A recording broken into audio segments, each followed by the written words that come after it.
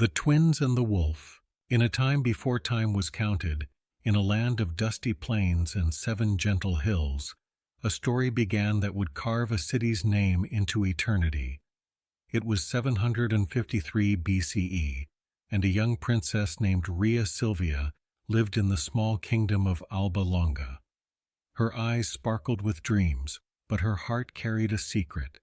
She bore twin sons, Romulus and Remus, fathered, some whispered by Mars, the god of war himself. Their tiny cries filled her with love, but also fear, for her uncle, King Amulius, was a man with a heart as cold as the Tiber River's depths. Amulius had stolen the throne from Rhea's father, and he saw the twins as threats to his crown. One moonless night, he ordered his guards to tear the boys from their mother's arms. Rhea's screams echoed through the palace as the infants, barely a day old, were placed in a wicker basket and cast into the swirling Tiber. "Let the river take them," Amulius sneered, certain the gods would not defy him. But the gods, it seemed, had other plans. The basket bobbed and spun in the icy current, the twins' tiny hands clutching each other as if they knew their survival depended on their bond. The river, perhaps moved by their innocence, carried them gently to a muddy bank. There, under the shade of a wild fig tree, a she-wolf found them. Her amber eyes softened at their helpless cries. Instead of devouring them, she curled around the boys, her warmth shielding them from the night's chill. She nursed them with her own milk, licking their faces clean, as if they were her own cubs. Days passed, and the wolf guarded them fiercely, her howls warding off danger. A kind shepherd named Faustulus, trudging through the hills, heard the wolf's low growls and followed the sound. When he saw the twins nestled in her fur, his heart swelled. He and his wife, Acca Larentia, had no children, and they took the boys in, raising them as their own. Romulus and Remus grew strong, their laughter filling the hills as they wrestled, raced, and dreamed under the stars. Romulus, the bolder twin, led with fire in his eyes. Remus, quieter but sharp, followed with a loyal heart. They were inseparable, 2 halves of one soul, unaware of the royal blood coursing through them. Years later, a chance encounter with a traveler revealed their true origins, sons of a princess, heirs to a stolen throne. Rage and hope burned in their chests. Together, they rallied shepherds and outcasts, storming Alba Longa to confront Amulius. In a clash of swords and shouts, they overthrew the cruel king, restoring their grandfather to power. Rhea, reunited with her sons, wept tears of joy, believing their story would end in peace. But the twins' hearts were restless. They wanted to build something new, a city of their own on the 7 hills where the wolf had saved them. Romulus chose the Palatine Hill, envisioning a grand city with high walls. Remus favored the Aventine, picturing a place of open fields and freedom. Their dreams clashed, and brotherly love turned to bitter rivalry. One day, as Romulus marked his city's boundaries with a plow, Remus mocked him, leaping over the shallow trench. "Your walls are nothing," he laughed, but his jest cut deep. Romulus's face darkened. The fire in his eyes, once warm, now blazed with fury. "No one mocks my city," he roared. In a moment of rage, he raised his sword, and Remus, caught off guard, fell to the earth, blood staining the soil where their city would rise. Romulus dropped to his knees, horror washing over him as he cradled his brother's lifeless body. "Remus, no," he whispered, tears falling onto the ground. But it was too late. The gods watched in silence, and the wind carried Romulus's grief across the hills. Alone, Romulus buried his brother and named the new city Rome after himself. On the Palatine Hill, he laid the first stones, vowing to make it a place of strength and glory. Yet every night he looked to the stars, whispering Remus's name, haunted by the brother he loved and lost. And so, Rome was born, not just of ambition, but of sacrifice, its foundations steeped in the blood of a twin and the howl of a wolf who defied a king's cruel will. In the shadow of Rome's 7 hills, where the Tiber River gleamed under the sun, the young city grew strong under its kings. For over 2 centuries, since Romulus first marked its boundaries, Rome had been ruled by 7 kings, some just, some builders, others dreamers. By 509 BCE, the city was no longer a cluster of huts, but a bustling hub of stone houses, markets, and temples. Yet, beneath the surface, a storm was brewing, one that would shatter the crown and give birth to something new. The last king, Lucius Tarquinius Superbus, known as Tarquin the Proud, was a man whose ambition towered over Rome like a dark cloud. Tall and broad, with a sneer that silenced crowds, Tarquin ruled not with wisdom, but with fear. He had seized the throne by murdering his predecessor, Servius Tullius, a king beloved for his fairness. Tarquin cared little for the people. He forced them to labor on grand temples and palaces, their backs breaking under heavy stones while he lounged in luxury. His wife Tullia was no kinder. She had urged him to kill her own father, Servius, to claim power. Together they ruled Rome as if it were their personal playground, crushing anyone who dared whisper dissent. Among the nobles who watched in quiet horror was Lucius Junius Brutus, a man whose sharp mind hid behind a carefully crafted mask. Brutus was Tarquin's nephew, but he played the fool, stumbling through the palace with a vacant smile, earning the nickname Brutus the Dull.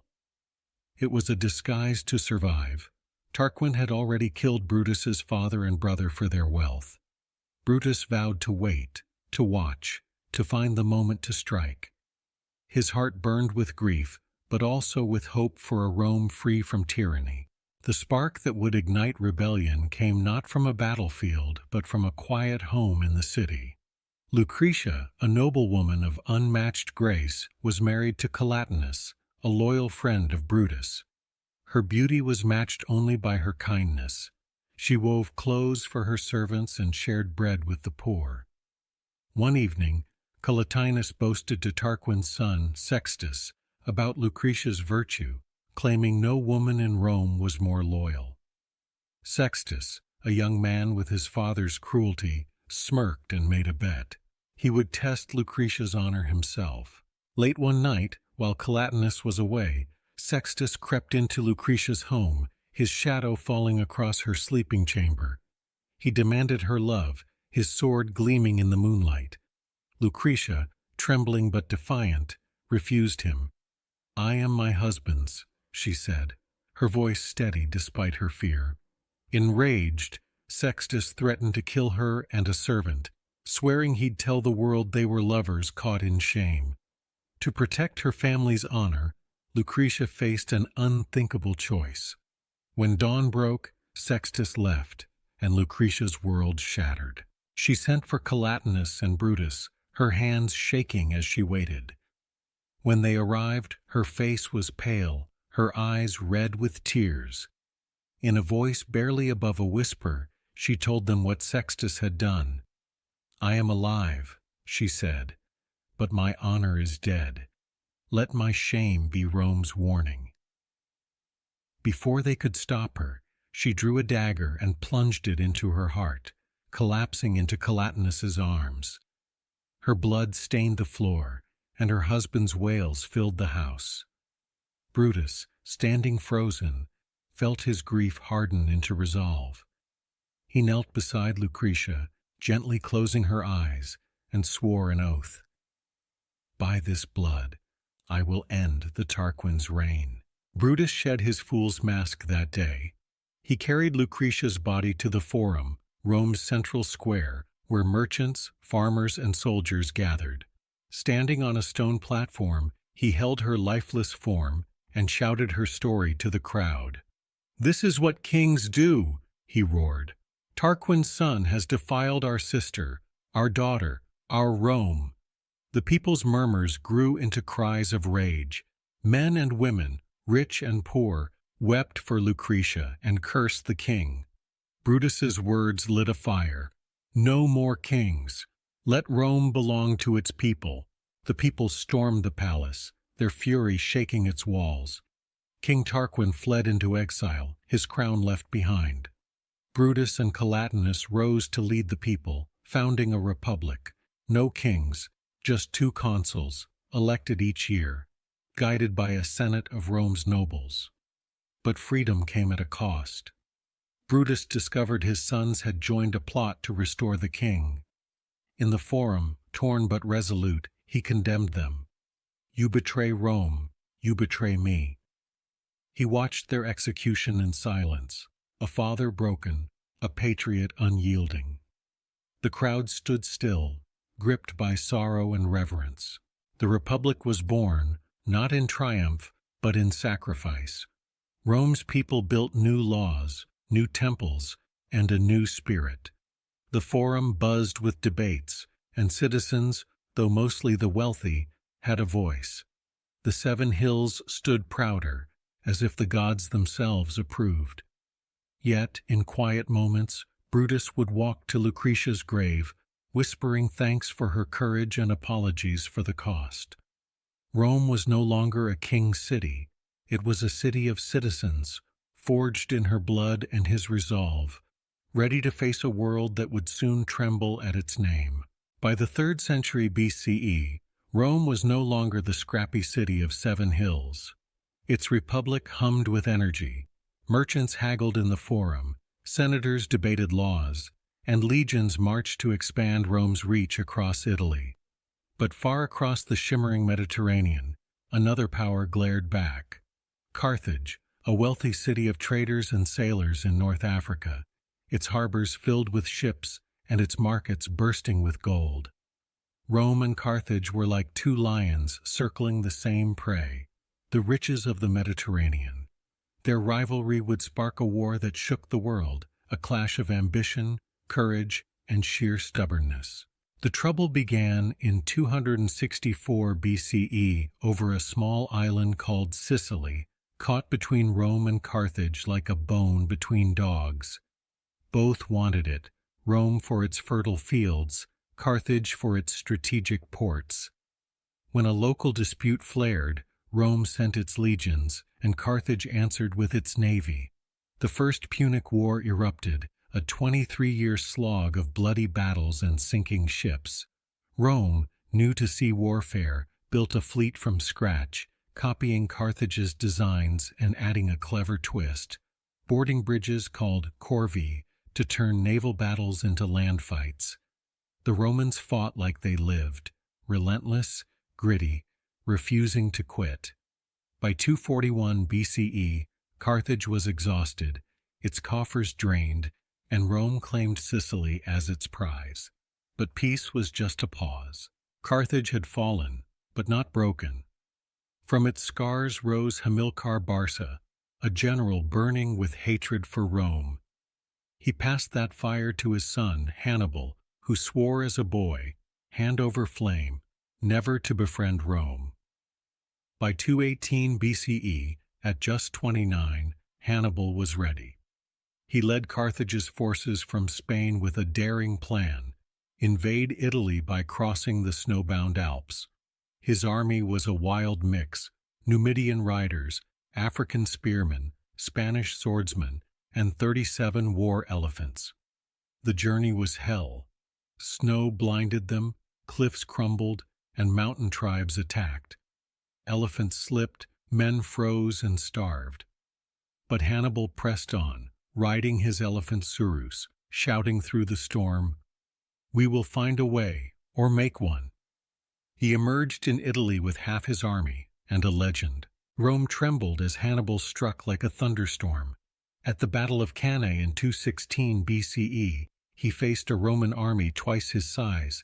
With cunning, he lured them into a trap, encircling them with his smaller force. The Romans, packed tight, were slaughtered, 50,000 dead in a single day, their blood soaking the fields. Senators' sons, farmers and shopkeepers fell together, and Rome's heart broke. Families wept in the Forum, and temples overflowed with prayers. Hannibal seemed unstoppable, his elephants trampling Rome's pride. Yet he couldn't siege the city itself. His army was too small, his supplies too thin. He roamed Italy, hoping Rome would surrender. But Rome didn't bend. From its despair rose a young general, Publius Cornelius Scipio, barely 20, with a mind as sharp as Hannibal's. Scipio had survived Cannae, watching his father's army fall. Now he vowed to turn the tide.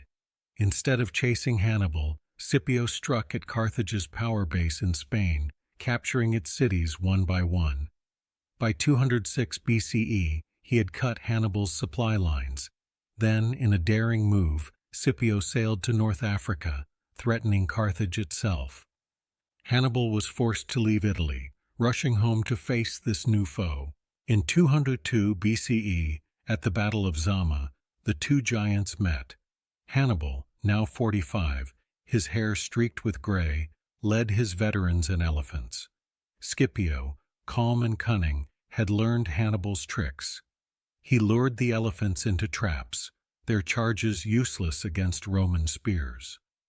The battle raged, dust choking the air, until Scipio's cavalry swung the tide.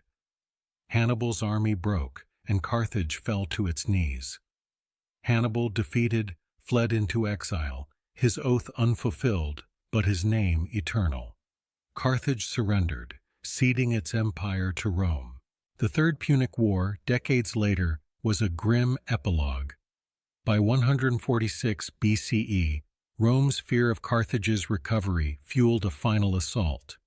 Roman legions besieged Carthage, burning its walls and salting its fields to curse its rebirth. The city that challenged Rome was gone, its people scattered, its harbors silent. Rome stood alone, master of the Mediterranean, its legions feared, its name a thunderclap. Yet, victory came with scars. Soldiers returned to Rome haunted by Cannae's ghosts. Scipio, hailed as Africanus, walked the Forum with pride but also sorrow, knowing the cost of empire. Rome's fields were wider, its coffers fuller, but its people felt a new weight, ambition that knew no bounds. The Seven Hills cast a longer shadow, and the Republic, now a giant, faced a world that both feared and envied it. The Punic Wars were over, but Rome's story was far from done. By the 2nd century BCE, Rome was a colossus, its legions trampling enemies from Spain to Carthage. The Republic's 7 hills buzzed with wealth, marble temples gleamed, markets overflowed with silks and spices, and senators strutted in togas dyed with Tyrian purple. But beneath the glory, Rome was cracking. The rich grew richer, their villas stuffed with plunder, while the poor, farmers, soldiers, widows, scraped by in dusty slums. The Republic, built on the promise of shared power, was tilting toward chaos, and the 1st century BCE would test its soul. In 133 BCE, a young noble named Tiberius Gracchus stepped into the Forum, his heart heavy with the cries of the poor. Tiberius was no ordinary aristocrat.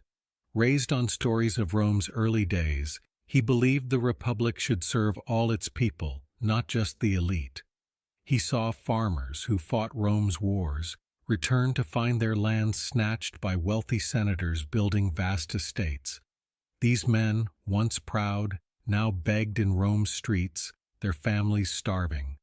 Tiberius, elected as a tribune, a voice for the common people, proposed a bold law: take land from the rich and give it back to the poor. The land belongs to Rome, not a few, he declared, his voice ringing across the Forum. The senators, lounging in their marble halls, scoffed. They owned the sprawling estates, worked by slaves from conquered lands. Tiberius's law threatened their wealth, their power, their world. They called him a traitor, a rabble-rouser. But the people adored him, crowding the forum, chanting his name. Tiberius pushed forward, his eyes bright with hope. Yet hope in Rome came with a blade. One day, as he rallied the crowd, a mob of senators and their thugs attacked. Clubs swung, blood sprayed, and Tiberius fell, his skull cracked on the stones of the forum. 300 of his supporters died with him, their bodies dumped into the Tiber. The Republic, born to end tyranny, had tasted its own violence. 10 years later, Tiberius's younger brother, Gaius Gracchus, took up the fight. Gaius was fiercer, his speeches like wildfire. He proposed more reforms, cheap grain for the poor, fairer courts, rights for Rome's allies. The crowds roared, but the senators seethed. Gaius, like his brother, became a target. In 121 BCE, as he stood on the Aventine Hill, a senator's army marched against him. Gaius fled, his heart pounding, knowing the end was near. In a quiet grove, he asked his slave to end his life rather than face capture.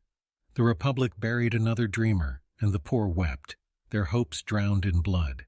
Rome's wounds festered. The Senate grew more corrupt, and the streets echoed with riots. Generals, flush with war spoils, began to wield their armies like personal gangs. Into this storm stepped a man whose name would shake history, Gaius Julius Caesar. Born in 100 BCE to a noble but modest family, Caesar was a charmer with a razor-sharp mind. His golden hair and easy smile masked a burning ambition. He rose through Rome's ranks, winning crowds with lavish games and soldiers with bold promises. But his enemies in the Senate, men like the stern Cato, saw him as a threat, a peacock with a general's sword. Caesar's chance came in Gaul, modern-day France, where he led Rome's legions to stunning victories.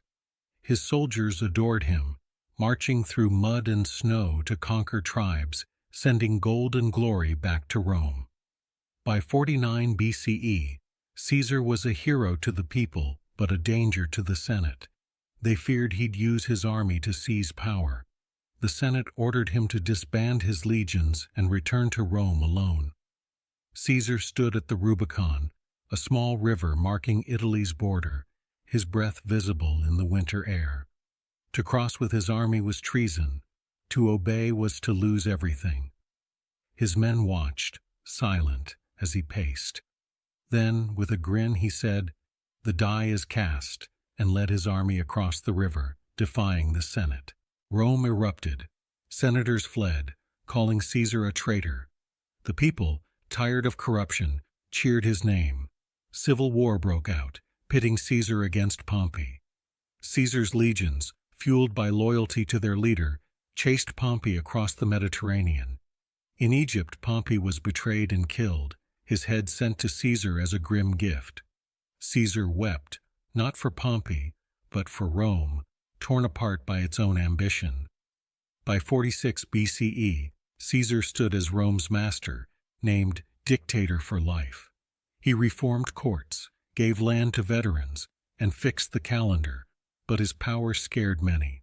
Was he a savior or a new king? The Republic was crumbling. The Senate, once a voice of the people, was now a nest of plots. Caesar's enemies whispered of daggers, and the poor, though fed, sensed a storm. The 7 hills, once symbols of unity, loomed over a city divided, rich against poor, ambition against tradition. Caesar, standing in the forum, looked to the future, but shadows gathered behind him. The Republic he loved, the one Tiberius and Gaius died for, was slipping away, and Rome would never be the same. The age of Augustus. In 44 BCE, Rome was a city on its knees. The Republic, battered by civil wars and the murder of Julius Caesar, teetered on the edge of chaos. Blood stained the forum where Caesar fell, stabbed by senators who called him tyrant.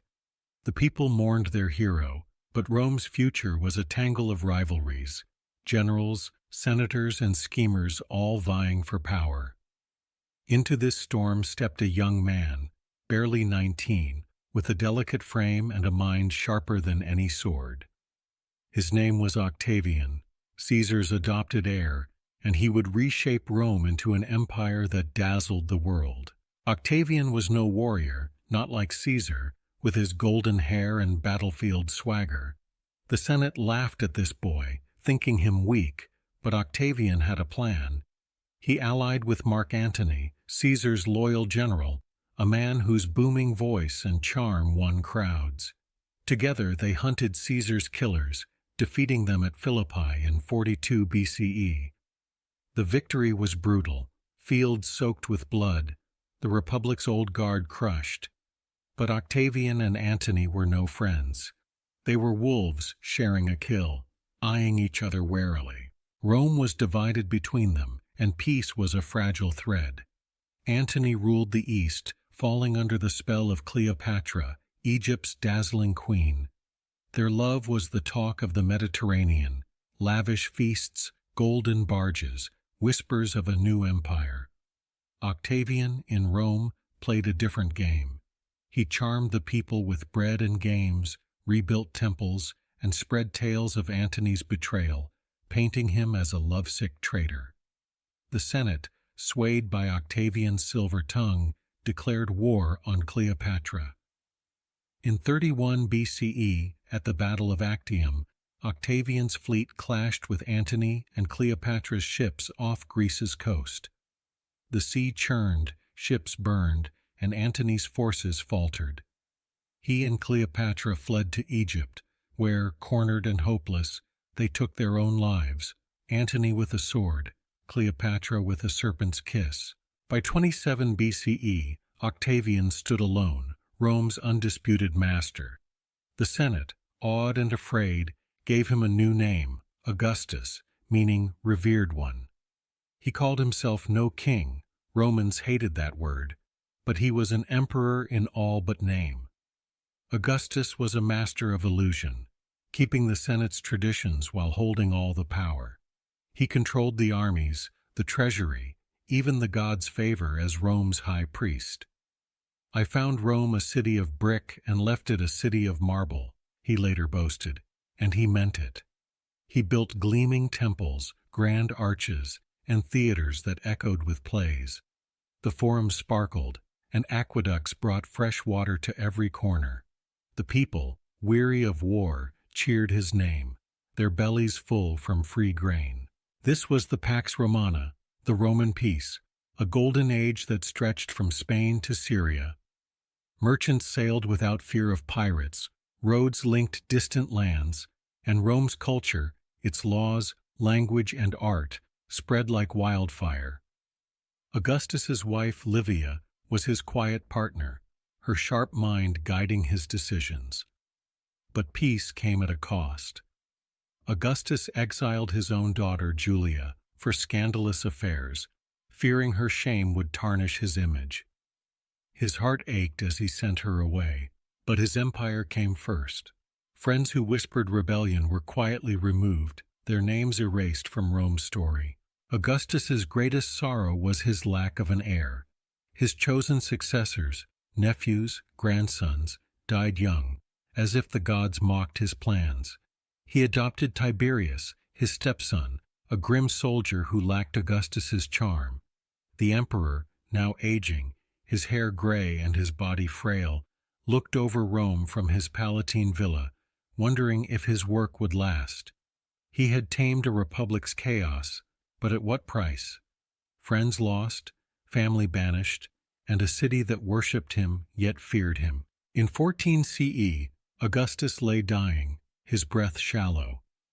Livia sat by his side, her eyes wet but steady. "Have I played the part well?" he whispered, as if life were a grand theater. She nodded, and he smiled, slipping away. Rome mourned, its people crowding the streets, offerings piling at his new-built altar of peace. Augustus left a city transformed, its hills crowned with marble, its empire vast, its name eternal. But beneath the glory, whispers lingered. The Republic was gone, and one man's will now shaped the world. The 7 hills stood proud, but they cast a shadow, heavy with the weight of empire.